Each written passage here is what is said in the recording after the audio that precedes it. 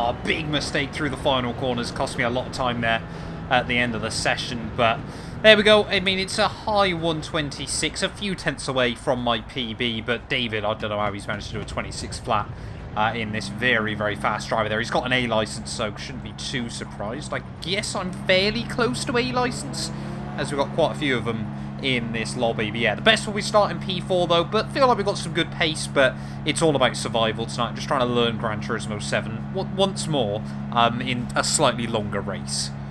Right, well here we are then, ready for this Gran Turismo 7 Monaco demo event then. 30 laps ahead of us in the Toyota GR010, and yeah, fingers crossed, starting from P4 we can try and get a good start there. David the German on the pole position ahead of King Queen 44, liking the livery on that Toyota. The Swiss driver of Bluda in P3 ahead of myself there, lining up 4th place on the grid, just a fraction separated us at the end of qualifying. Spaniard in P5 there, ILR. Marcin the pole in P6, love the livery on that thing. Valmar the Italian in P7, I always love the huge variety of nationalities you get in this. South African in P8 there, ahead of our second German in 9th, our fellow Brit Ashante in P10. And then we've got Goosey, another German there, in P11. Frenchman G.I. Joe in P12. And then we've got David.com, fellow Swiss driver, in P13. Den in 14th there, another Frenchman. And then on the back of the grid, we've got Viper 7, our fellow Brit. And then last but not least, it is J. Lopez, the Spaniard, in P16. But I've taken a gamble. I've started this one on the hard compound tyres, so I'm expecting to go backwards early on. You have to use the hards, mediums and softs over the course of tonight. So if we can try and get these tyres about 12, maybe 13 laps, go mediums for 10 and then soft tyres to the end of the race. That's kind of my plan. Try to be fast towards the end of this, but I mean, they might require more than 3 pit stops. We never quite know, but yeah, fuel is going to be one to monitor as well. Apparently we've already lost one of the drivers at the back of the field, which is always reassuring, but let's get into it then. Concentration time here from Fuji. Need to sort of work out what we're doing on the hard compound tyres there. There's already people going defensive in towards turn 1. Just going to brake about there and hope that I don't get absolutely murdered. As fair play, we've lost a spot at turn 1, but not as chaotic as I thought there. The Swiss driver's going to really squeeze me out though on the exits. Oh, there's plenty of contact in towards turn 3. Big moment there. Luckily we were kind of avoided most of it. So people are getting very aggressive early on there, trying to hook it up around the outside of a couple of other cars. I mean, look at this! At the start of the race there, we just tried to get to the apex of the next corner. I can hear plenty of contact. That's the poleman gone. As you can see, the pole that started just behind us there, straight up now into the inside for the lead. And I wonder how many other drivers have started on hard compound tyres then here. So just struggling to get the car rotated into the hairpin, try and gather it up there. We'll swap back in just behind, as looks like the Italian has picked up a 5-second penalty. Not too sure what David's moaning about. It looked to me like, to be honest, he just looped it round on the loud pedal. I might have been contact on his end, but that's just what it looked like to me. As our Spaniard there, very aggressive move. These might be LMDHs or Le Mans prototype style cars, but doesn't stop people apparently trying to use them like touring cars in this, and this is meant to be an S license lobby. As at the final corner though, we are going to survive the open in that. We'll try and pick up as much slipstream as we possibly can. We'll duck back out because you never quite know how reliable the ghosting system is going to be. And despite all of that, we've seen P4 on lap 1, which kind of just sums my day up on Gran Turismo 7. And braking just a little bit earlier in towards turn 1. Got to be a bit careful on these hard compound tyres, like I said. But I'm intrigued to see what tyres everyone else is using. But I think we just got to try and settle down into rhythm. Our fellow Brit Viper just behind us. But yeah, you definitely now notice the difference between the hards and the softs, of course. Lap 1, you're just trying to avoid other cars, so you're not driving at 100% anyway. But I think we were a lot closer to 100% than I ever actually realised. So we just navigate our way through. If we can try and build up a gap to the guy behind, maybe we can just settle down into a rhythm early on here and see what we can get away with. But of course, yeah, it's a long day ahead of us.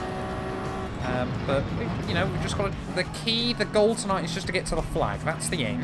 And try to get there with as few spins as possible, because that's still where I struggle on GT7, is just kind of finding the grip limit of what's possible in these cars. So, yeah, it is, like I said, you know, more about that than, you know, getting a win or getting big points in the championship or anything like that, because, to be honest, I'm really not worried about what we score tonight. I'm just looking to try and improve my consistency.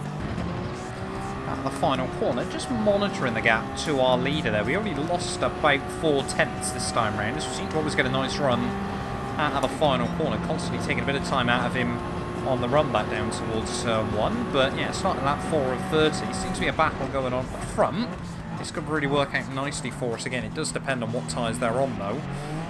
So that was a little bit conservative through the first corner. Really got to try and get over towards that curbing on the exit. But yeah, if those two battle at the front of the field, that can really do us some favours longer term if they're on softer tyres than me. If they're on the same tyres as me and they're just faster despite battling, then, you know, all hope is really lost. But as long as we don't do anything stupid, I keep reminding myself that's the goal tonight. I cannot argue with my consistency early on here. 4 laps in a row then have been covered by about 1/10 of a second, as we're just, I mean, we're not pushing the car to the absolute limit, but it's kind of not the point in this sort of race this early on. Luckily, we also haven't had too many cars. I mean, the German behind us is taking good time out of me. But yeah, we haven't had many battles since the opening lap either, and to be honest, that's often quite a good thing in this, as the Spaniard in front now just losing a little bit of ground, so wondering whether he's on soft tyres and maybe they're starting to go off or what. I'm intrigued to see as well how many cars forget about the pit stops as well, potentially. That's what I'm trying to avoid there. It's just finding that limit on Gran Turismo still that quite often I feel like it's difficult to tell if you're going to overstep it, and then the car just kind of goes before you realise even what's going on, as now we have got the German all over behind us then as we head back up through this technical final sector of Fuji. I know it divides opinions, but I'm absolutely on the camp of it is a brilliant section of corners that you just don't get in motorsport anymore, as German behind us there. I've wondered for a brief moment whether we get a punt up the backside, but keeps it fairly clean this time. Can't quite connect with the apex through the final corner. Got to be really, really careful on the throttle, and I think now we're probably going to lose this place. There's all the pole into the pit lane then very, very early on here. Got to be careful on pit entry, and he was on soft, so that's reassuring then. That lap's not been very good by me, but here comes the German up the inside on the run down towards turn 1. Sadly, of course, you can't also tell what tyres people are on in these cars, but we're going to try and come back at him off the exit of the first corner. We are going to be side by side in towards the next couple of turns. I think he's going to be able to get that one. No, he's not. We're going to go side by side. Oh, through turn 3 there. Big wobble over the curbing, but we'll try and keep it on the inside. In fact, we have kept it on the inside. He might do the old up and under on me, though, on corner exit. No, he won't. Whoa, I was not expecting that. Just suddenly appears right in front of me. But we'll do the old up and under. Kind of worked out quite nicely in the end. So we've just got the switch back on him. Is he going to dive it now down the inside at the hairpin? That's the next thing we've got to be a bit careful of.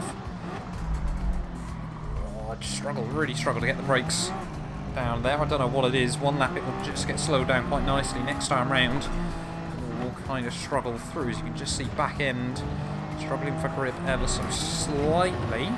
So I wonder, yeah, whether we will have to refuel in this one, as again trying to stop my upper move up the inside, but we'll just about be able to cover it off in towards the corner. Fuji's so weird through this final sector, of course, where, you know, every fibre of your being is telling you always connect with the apex, but sometimes it's not worth doing actually through those corners, as whatever tyres the Frenchman at the front is on, they're still providing him with a lot of speed, as once again here comes the German as we head back down towards turn 1. Once again he's going to get to the inside, no point defending it at the moment. A little bit later on the brakes by me, but not as late as him still, as he will park the bus that time round. So again, we'll be able to get the run off the corner. I wonder if he's using traction control, so it does really cost you through there, but just slot back in behind him for now. Whoa, I didn't really want to have a look up the inside there. I reckon he is using traction control, that's why he's losing himself quite a lot of speed, and he's also costing me a bit as well. But he's pulled off the move now. So I don't know what tyres he's on. Really hoping the Frenchman's on mediums or even softs, and I'm hoping, to be honest, he's on the same. But we've got another 5 seconds to the car behind. We'll try and stay close to the German as best as possible. Maybe we can learn some different techniques and different lines off him, as that's what the line we want through the hairpin. And then you kind of have to squirt the throttle just to tip it through the next complex. That's not where you want to be through there, though. Way out over the curbing, and that would just drag the car away from the apex. Well, I haven't had that in a long, long time. Luckily, I was able to click the pause button and autopilot took me around, but my Elgato just completely froze up there, so I was hit with a black screen out of nowhere. But yeah, that's cost us a good 6 or so seconds for the German up the road, but just got to get on with it. Still not a lot we can do about that. Like I said, never had that before. Well, I think I've had it once or twice in the 3 or 4 years that I've been using these capture cards, but it's put us on the back foot slightly, but there's still a long old way to go. We're not even at 1/3 distance yet of this race. And yeah, now we've just got to try and settle back down and work out what those tyres they're on, as now we've got 2 more cars behind us, as perhaps now just frustration settling in a little bit. Maybe overdriving the car ever so slightly there for a brief moment. There we go. Bit out of nowhere, but new personal best for the day. So clearly these hard tyres are getting a little bit more stable again, as South African behind us peels into the pit lane. But yeah, now the gap actually starting to come back down again to the top 2. So either they're on mediums that are dead, or they opted for hard tyres and they've shredded them a lot more than I have. All will slowly be revealed. It's like a game of chess, Gran Turismo, except for you can't see where the other person's pieces are until about halfway through the game. So there we go, German in then, so he was on mediums early on in this race, so that's reassuring to know. So we just made a little bit of a boo-boo on that lap, so didn't quite close at the time that I was hoping we would. Yeah, can't help but wonder if the Frenchman is on hard tyres as well and has just got phenomenal pace, or whether he's just about to box off those mediums. But good to know they go at least 10 laps, so we can think about pitting soon off these hards. It's just a question about the softs, isn't it, really, I suppose. But yeah, 40% of the way though into this race, we're making good solid progress. And apart from, yeah, that one technical hiccup, no major issues to report still so far, as that Swiss driver just taking a bit of time out of me. But again, I think that was more because of my error last lap rather than any pace deficit. There we go. So, official confirmation then, the Frenchman was on mediums. That's reassuring for us then. We know we can try and have a little bit of extra pace then over some of these guys. Not been the only car, or one of the only cars to start on hard compound tyres. The Swiss guy behind, no, he was on hards. That's interesting then, as for the first time today, we will take the lead. It's probably not going to last very long, because we are going to peel into the pits at the end of this lap. But, you know, this is still showing some encouraging signs. We'll bolt on a set of mediums now, go to about the end of 22, 23, and then we'll go soft tyres to the end and hopefully be really, really fast. That's what I like about Gran Turismo. Of course, you do still get these good tyre strategy races that, of course, you don't really tend to find in many other games whatsoever. I'm running our way through the final couple of corners then, about to peel into the pit lane. Kept it fairly clean and tidy over the course of this lap.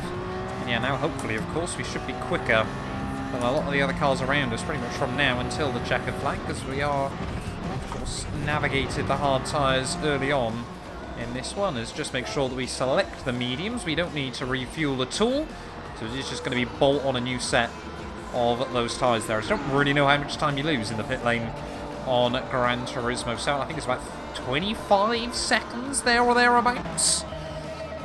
But into the box we go then. Hope for a nice clean tidy stop. Of course, it's all automated anyway, but it's nice to see some nice fancy graphics as well. As where are we going to re-emerge then? Might have a battle on our hands on pit exit. Oh, that is way too brave on the brakes, as we're going to have a battle with the Swissman then off of turn 1. We're going to have the inside of the next corner, but he's really going to try and squeeze me. Are we going to be able to hook it up? He's going to turn in on me, given the room off the corner, and then he's going to loop it round off the curb. So, I mean, it was robust racing, I think, by the pair of us, but felt like we warranted... Oh, where am I off? Warranted space on the inside there, and of course we're on fresher, softer tyres now, so we've got to monitor the gap to the leader. We need to be about a second of that faster between now and the end.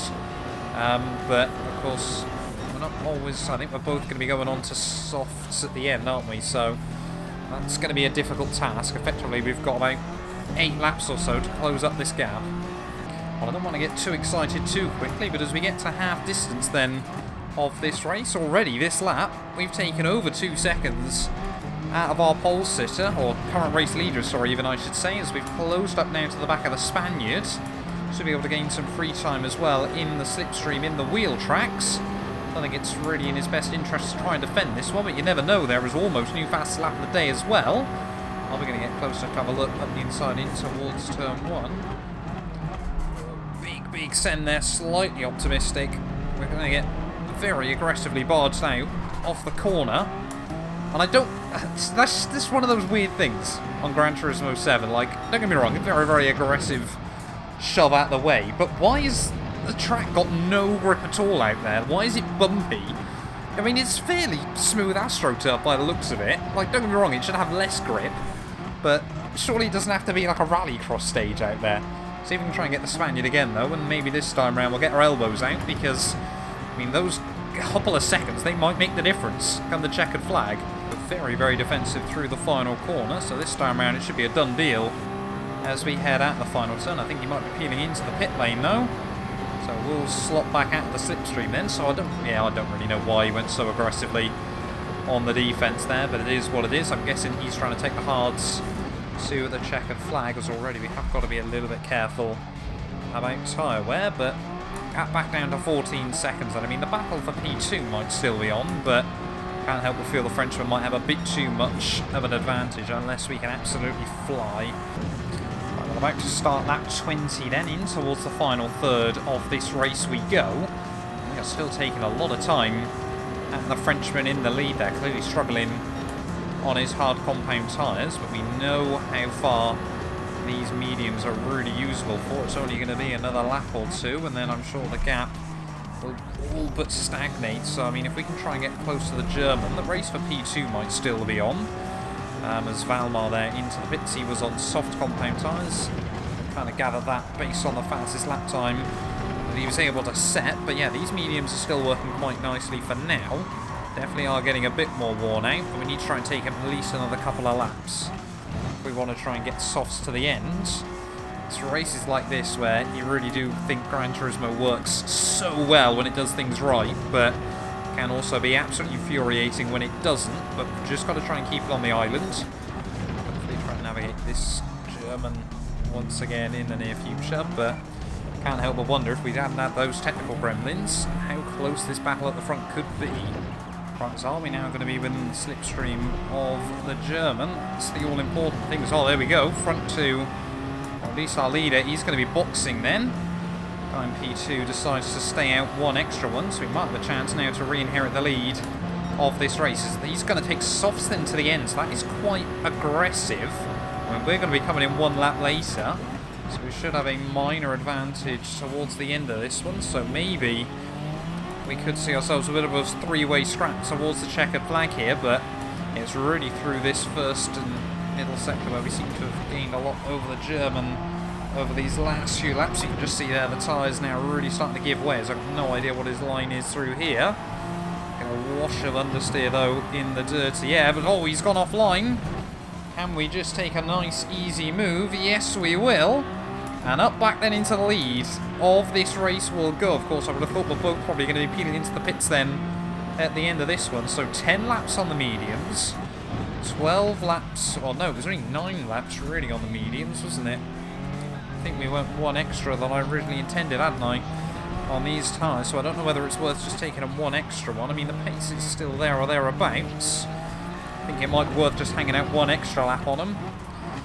Definitely starting to go off, but not badly enough yet. And I don't really want to have an absolutely shot set of soft compound tyres towards the end of this. So I think it's a gamble worth taking. Of course, we'll be losing a bit of time to the Frenchman as well. But we've just got to hope those soft tyres absolutely melt towards the end of this race. Yet we will opt to stay out one more lap then. This could be quite critical in the grand scheme of things here. As you can see, we've definitely lost a little bit of pace in the process. The German opts to hang out one more as well. These tyres are really just starting to scrub through these final couple of corners, but to be honest, I'm hoping it's just that small part of my brain that's going, I think I made the right decision just to hang out here one extra lap, and now we're going to wait and see what the gap is like to the Frenchman at the front of the field there. Looks like the Spaniard just in front of me is going to be pitting in as well, of course, from a lap down. Just try a little bit brave on pit entry. But soft tyres then to the end, no extra fuel required. Both myself and the German there peeling into the pit lane as well. So, yeah, everyone then. So looks like we made quite a wise choice then to box now rather than any earlier if everyone else is trying to do the same thing. Soft for 7 laps to the end doesn't seem too dramatic. But yeah, I really do wonder how the Frenchman's going to get on his set of tyres here, as we've also, of course, just got to focus on those cars behind. How on earth has he got the jump on me? Have we had a... Oh no, it's the Spaniard, isn't it? Sorry, not the cars that I was battling with. That's okay. Valmar comes out in P3 then, so at least the guys behind have got a bit of a battle on their hands. But 4 seconds, the gap to the leader. This might be doable by the end. Could we, against all the odds, I just wanted to finish this race today with no errors. Could we somehow try and win this thing? Weird thing now we've got to try and navigate psychologically is, of course, the fact that although we should be quicker than the Frenchman, the gap won't be very much unless his tyres fall off right towards the end. So it could be a case of we're just closing in a couple of tenths a lap and then suddenly right towards the checkered flag we gain a lot of time. But the important thing, of course, is that we don't do anything stupid. We keep the errors to a minimum as well, and just make sure that we're applying the pressure, because, of course, from his side of things, he knows we should be faster to the end. He's just got to try and avoid doing anything stupid, but he knows he's going to be in a world of hurt towards the flag. So if we can just keep taking time out of him already, psychologically, you can get him to believe it's already over before we've even got the jump. Those are just the little things you got to be doing there. As you can already see, this lap so far, 7/10 taken out of him. This could be a mighty scrap towards the flag. It's probably going to be our best chance for fastest lap here as well, which it is, a 26.7. I'm sure the Frenchman up the road will see that, and that might set even more panic in. That should be fastest lap of the day locked out. To be honest, there was probably a few more tenths in it, but that's actually faster than I did in qualifying, isn't it? So it goes to show just how much we have learned over the course of this race as we go marginally faster through the first sector again. Either the Frenchman is feeling the pressure, or his tyres have gone off, or he's aware his tyres are going to go off and he's just trying to nurse them through these final few corners. But 4 more laps to go then from Fuji, about another 6 minutes worth of racing. We are now right in the wheel tracks there. I don't quite think we're inside the slipstream zone just yet, but it's not going to be long before that is the case there. That's 26.5, we're going even faster late on in the day. Looks like the German has moved back up to P3. We've got another German just heading out of the pit lane there, and that's not going to do our leader any favours. That big bog down off of turn 1, and I feel like this guy is just going to keep getting ghosted because he's a lap down, which is the case. But now we're all over the back of the Frenchman. I was about to say the Toyota, but of course we're all in Toyotas, aren't we? Quite going to be able to find anything around the outside there, but we'll try and get a run off the corner. He's just going to try and sit on the apex. But look how much extra grip we've got off the corner. Very, very close there just for a brief moment, but are we going to be able to get a run then down in towards the hairpin? We'll have a look, we'll show the nose. And he'll jump out the way of it, and into the lead we'll go once more of this race. We've got 3 more laps to try and navigate, and I never thought this would be possible at the halfway stage. I never thought this would be possible at the start. It's not over yet, but we are absolutely within a shot of winning on my return to Gran Turismo, and what a way to do it. Let's just try and keep it clean and tidy then. 3 more laps to go. Oh, you can just feel those front tyres starting to understeer a little bit more. We have taken a lot out of them already, so I'm going to have to be super careful towards the end. We've got 1.5 second lead. Let's just keep it calm and get this thing to the flag.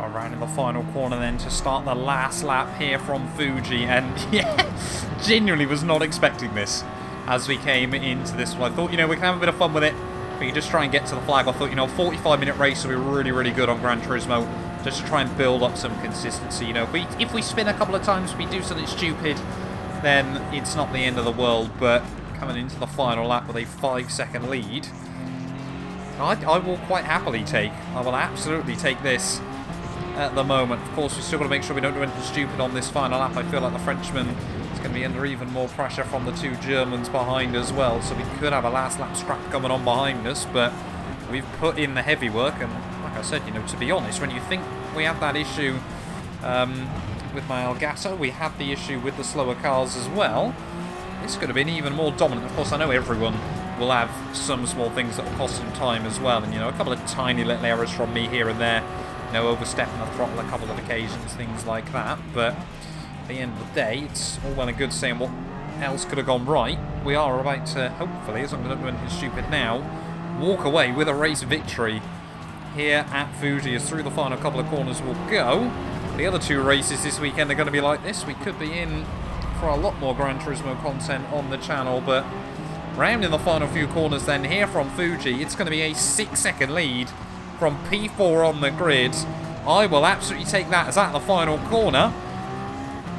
I genuinely was never expecting that as we came into tonight, but up towards the line, it's going to be the win here at Fuji International Speedway. Love this circuit as well there.